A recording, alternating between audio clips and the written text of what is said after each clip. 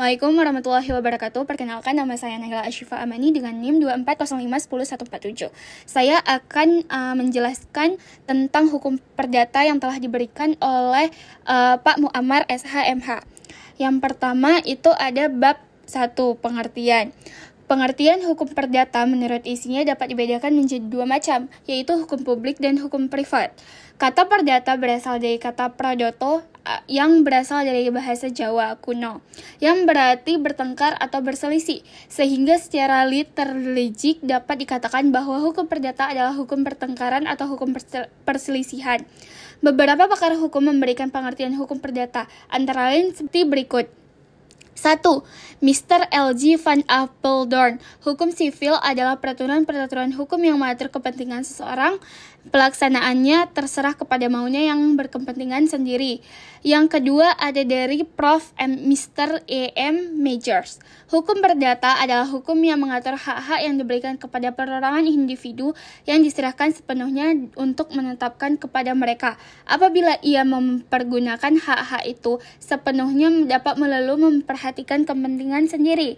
Sri Sodewi Masjoson Sofwan. Hukum perdata ialah hukum yang mengatur kepentingan antara warga negara yang satu dengan warga negara yang lain. 4. Ada Sudikno Mertukusumo. Hukum perdata ialah hukum antar perorangan yang mengatur hak dan kewajiban seorang perorangan yang satu terhadap yang lain dalam hubungan kekeluargaan dan dalam pergaulan masyarakat. Perdata mengatur antara satu individu dengan individu lainnya, disebut dengan hukum privat atau hukum sipil, tidak ikut campur dengan pemerintah ke dalam penyelesaian hukumnya. Hukum perdata material adalah peraturan-peraturan hukum yang mengatur hak-hak dan kewajiban dalam bidang hukum perdata. Sedangkan hukum perdata formil adalah peraturan-peraturan hukum yang mengatur tentang bagaimana cara mempertahankan hukum material tersebut. KUH Perdata yang berlaku di Indonesia sekarang ini merupakan turunan dari Burgerlijk Wetboek atau BW, yang kitab undang-undangnya hukum perdata yang berlaku di negara Belanda. Hukum perorangan atau hukum pribadi, yaitu semua hukum yang mengatur siapa yang dapat membawa hel yang menjadi pembawa haus dan hedadurangga dalkom hulu. Hukum kekeluarga, yaitu semua kaidah hukum yang mengatur hubungan abadi antara dua orang yang berbeda kelamin akibat-akibatnya. Hukum kekayaan, yaitu semua kaidah yang mengatur hak-hak apakah yang didapatkan pada orang lain dalam hubungannya dengan orang lain yang mempunyai nilai huang. Itu semua kaidah hukum yang mengatur bagaimana kekayaan seseorang yang telah meninggal dunia.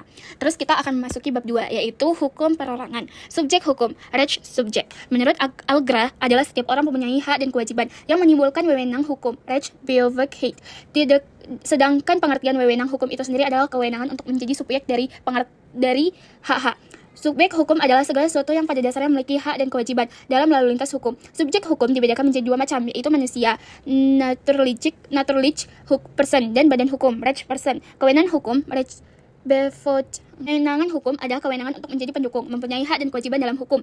Karena kewenangan hukum person alamiah dikaitkan dengan kepribadian manusia, maka manusia mempunyai kewenangan hukum sejak ia dilahirkan sampai ia meninggal dunia. Menurut Volmar, tempat tinggal merupakan tempat seseorang melakukan perbuatan hukum. Adapun yang dimaksud perbuatan hukum adalah suatu perbuatan yang menimbulkan akibat hukum. Misalnya jual beli, sewa menyewa, tukar menukar, hibah, leasing, dan sebagainya. Tujuan dari menentukan domisili tersebut adalah untuk mempermudah para pihak dalam mengadakan hubungan hukum dengan pihak lainnya. Akibat ketidakcakapan, perjanjian yang bersangkutan dapat dituntut pembatalan oleh pihak si cakap baik melalui wakilnya atau dirinya sendiri sesudah ia dewasa. Akibat ketidakwenangan bertindak dalam perjanjian itu batal demi hukum. Pelanggaran atas ketentuan yang menyatakan orang-orang tertentu cakap bertindak wenang menutup perjanjian tertentu diancam dengan tindakan mereka batal demi hukum. Catatan sipil adalah akta autentik yang diterbitkan oleh pemerintah daerah mengenai peristiwa kelahiran, kematian, perkawinan, dan perceraian bagi yang bukan beragama Islam, serta pengakuan dan pengesahan anak. Dalam catatan sipil dikenal mengenai asas-asas penyelenggaraan pencatatan sipil. Asas-asas pencatatan sipil tersebut adalah sebagai berikut. 1. Unity, nasional dan internasional. Akta catatan sipil yang telah dibuat dan diterbitkan berlaku di lingkup nasional maupun internasional. 2. Pencatatan. Di tempat peristiwa terjadi pencatatan peristiwa baik itu kelahiran, kematian, perkawinan, perceraian, serta pengakuan dan pengesahan anak dicatat pada kantor di tempat peristiwa tersebut. Ada keturunan pembuatan akta catatan sipil hanya berhubungan dengan orang yang bersangkutan. Tidak semua orang dapat menerima, melihat akta catatan sipil orang lain kecuali untuk kepentingan tertentu dan diizinkan oleh undang-undang. 4. Ada pribadi atau perorangan. Akta catatan sipil hanya berhubungan dengan orang yang bersangkutan. Tidak semua orang dapat meminta melihat akta catatan sipil orang lain, kecuali untuk kepentingan tertentu yang diizinkan oleh undang-undang.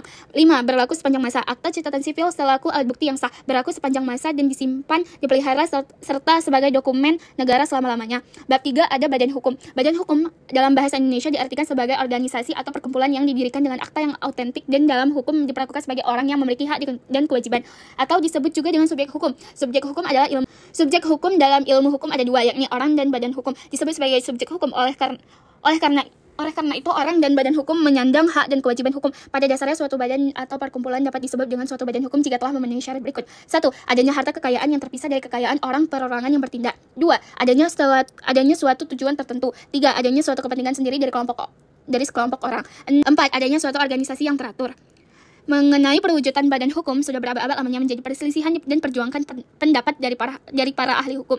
Selama belum dapat ditemukan suatu pandangan dan pendapat yang tepat dan benar dalam metode dari bentuk-bentuk pengertian hukum, dan dalam nilai bagi ilmu pengetahuan pada umumnya, dan bagi tafsiran peraturan-peraturan undang-undang pada khususnya. Selama itu pula akan tetap merupakan perjuangan pendapat. Ada beberapa teori di badan hukum, yaitu pertama, teori fiksi. Teori ini dipelopori oleh Friedrich Karl von Savage dari 1779 sampai 1861. Teori ini dianut di beberapa negara, antara lain di negeri Belanda. 2. Ada teori kekayaan. Bertujuan menurut teori ini hanya manusia saja yang dapat menjadi subjek hukum. 3. Ada teori organ. Teori ini dikemukakan oleh sarjana Jerman Otto von Geert dari 1841 sampai 1921. Pengikut aliran sejarah dan di negeri Belanda dianut oleh L.G. Polano. Teori 4. Teori kekayaan. Teori ini dikemukakan oleh Rudolf von Schering dari 1818 sampai 1892. Sarjana Jerman pengikut aliran atau mazhab sejarah tetapi keluar. 5. Dari teori kekayaan. Teori ini dikemukakan oleh Rudolf von Schering dari 1818 sampai 1892. Sarjana Jerman pengikut aliran atau mazhab sejarah tetapi keluar. Walaupun hukum itu merupakan untuk mengatur kehidupan sosial, baik sebagai social control maupun sebagai social engineering. Namun suatu hal yang menarik adalah bahwa hukum justru hampir senantiasa tertinggal di belakang objek yang diaturnya.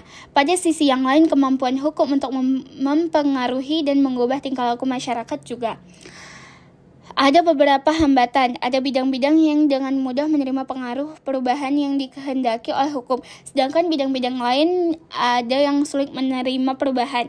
Bahkan ada pula yang tidak menerima perubahan yang dikehendaki oleh hukum sama sekali, yaitu Hexel-Chart misalnya. Sebagaimana dikutip Sajipto Raharjo, berpendapat bahwa tindakan-tindakan di dalam masyarakat yang semata-mata bersifat instrumental seperti dalam kegiatan komersial dengan nyata sekali dapat menerima pengaruh dari peraturan-peraturan hukum yang baru. Tindakan badan hukum yang melewati batas yang ditentukan tidak menjadi tanggung jawaban badan hukum, tetapi menjadi tanggung jawab pribadi organ yang melampaui batas, kecuali tindakan itu menentukan badan hukum atau organ yang lebih tinggi kedudukannya kemudian menyetujui tindakan itu, dan persetujuan organ kedudukannya lebih tinggi ini harus dalam batas-batas kompensasinya. Sekian penjelasan saya mengenai hukum perdata. Lebih dan kurang saya mohon maaf. Terima kasih yang telah mendengarkan. Assalamualaikum warahmatullahi wabarakatuh.